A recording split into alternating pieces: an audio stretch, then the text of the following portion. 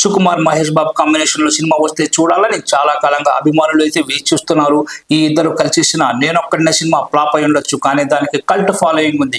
ఆ సినిమాని ఇంకాస్త బాగా తీసుంటే నెక్స్ట్ లెవెల్లో ఉండేదని ఇప్పటికీ బాధపడుతుంటారు సుకుమార్. మరోవైపు మహేష్ బాబు కూడా వన్ సినిమా ఫలితంపై చాలా సార్లు మాట్లాడారు. అది ఫ్లాప్ అయినా కూడా తన కెరీర్ లో one of the best movie అన్నాడు.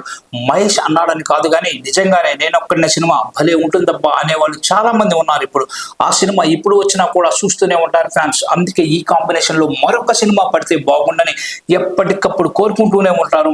అన్ని అనుకుంటట్లు జరిగితే ఈ పాటికి మహేష్ సుక్కు కాంబినేషన్ లో రెండో సినిమా వచ్చి మూడేళ్ళై ఉండేది. పుష్ప కంటే ముందే మహేష్ బాబుతో సినిమా అనౌన్స్ చేశాడు లెక్కల మాస్టర్. అప్పట్లో ఈ ఇద్దరు కలిసి అనౌన్స్మెంట్ చేసిన సినిమా అనుకోకుండా ఆగిపోయింది. అప్పుడే పుష్ప లైన్ లోకి వచ్చాడు. Allu Arjun pan India hero అయిపోయాడు. ఈ గ్యాప్ లో అనిల్ రావిపూడి, పరశురాం, త్రివిక్రమ్ లాంటి దర్శకులతో పనిచేశాడు మహేష్ బాబు. ఇక పుష్ప 2 తర్వాత సుకుమార్ రేంజ్ ఎలా పెరిగిందో అర్థం చేసుకోవచ్చు. ఇలాంటి టైంలో కానీ మహేష్ సుక్కు సినిమా పడితే అంతకంటేనా అంటున్నారు అభిమానులు. ఇప్పుడు ఈ టాపిక్ ఎందుకు అనుకోవచ్చు. తాజాగా సుకుమార్ భార్య తబితా సుకుమార్ నిర్మించిన గాంధీ తాత చెట్టు ట్రైలర్ ని మహేష్ బాబు విడుదల చేశాడు.